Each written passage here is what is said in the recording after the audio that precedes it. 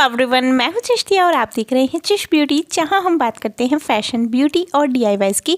Guys, ये जो आप देख रहे हैं ये टोनर मैंने कल आपके साथ शेयर किया था। अगर आप लोगों ने अभी तक नहीं देखा है तो सबसे पहले इस वीडियो को देखना, ठीक है। उसके बाद में आज वाली वीडियो देखिएगा, ठीक है।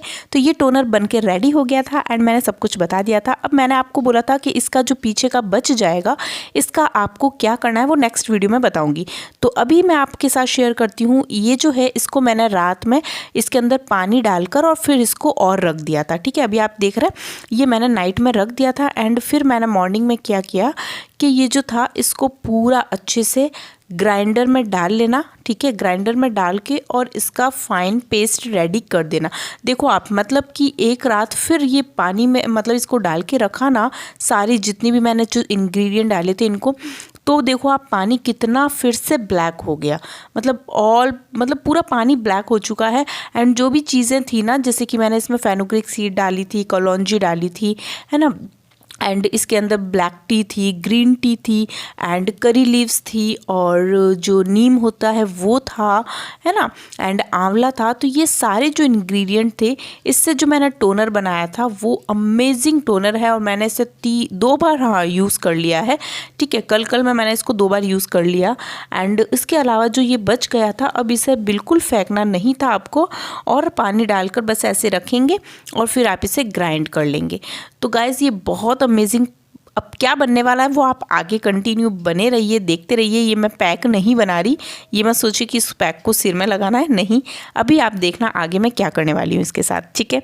तो ये इसको मैंने बिल्कुल वेस्ट नहीं किया, बिल्कुल भी एक भी चीज़ मैंने वेस्ट नहीं की, बिकॉज इतनी सारी गुडनेस है इनके अंदर जो कि हमारे हेयर के लिए बहुत ही ज़्यादा अच्छी है और हमारे हेयर जल्दी से लंबे होंगे, घने होंगे, काले होंगे, मतलब कि बालों की सारी प्रॉब्लम्स दूर होने वाली है। इतना सुपर डुपर अमेजिंग ये टोनर बना था एंड नेक्स्ट आज जो है वो बनने वाला है, ठीक है।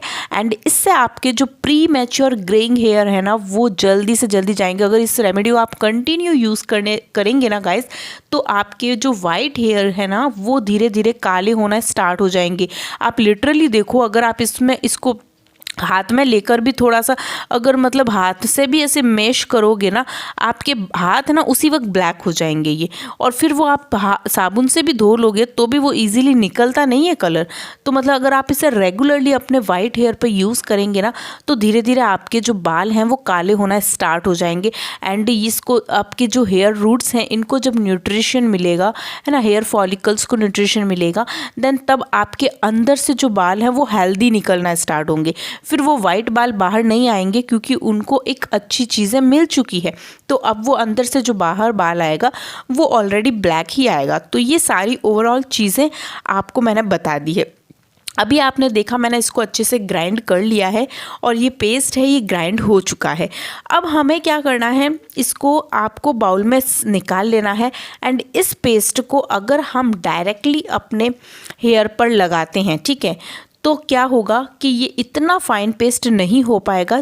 अभी आप देख रहे हो ना, ये दिख रहा है कि हाँ एकदम फाइन है, बट इसके अंदर जो पार्टिकल्स है ना वो बहुत ही मतलब दरदरे पार्टिकल्स हैं जो कि आपके पूरे बालों में फंस जाएंगे एंड फिर हमें बहुत मुश्किल से निकालना होता है। निकल तो जाते हैं, ऐसा नहीं है, आप हेयर डंक करोगे तो इजीली निकल जाएंगे, बट हम इतना ज़्यादा मतलब हमें वो नहीं करना है, ठीक है।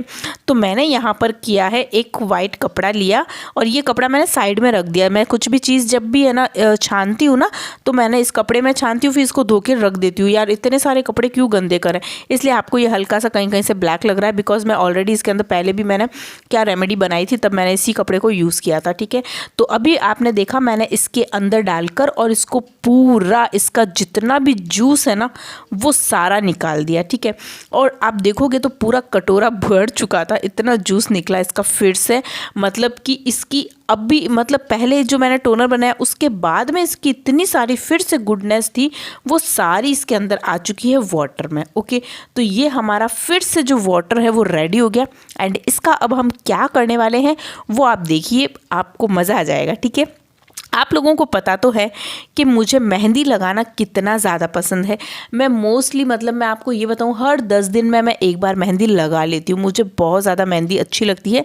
आपने मेरे बाल देखे होंगे तो ब्लैक है मेरे बाल वैसे बहुत ज़्यादा, लेकिन फिर भी मैं मेहंदी लगाती रहती हूँ ना, तो एक अलग ही उस पर रेडनेस एक आता है, तो बहुत ज़्यादा अच्छा लगता है धूप में, और एकदम अलग ही जैसे बरगंडी कलर नहीं होता वैसा लगता है। तो यहाँ पर जो मैंने ये वाटर मतलब इसका निकाला, इसको मैंने क्या करा है, मेहंदी के साथ में भिगो दिया।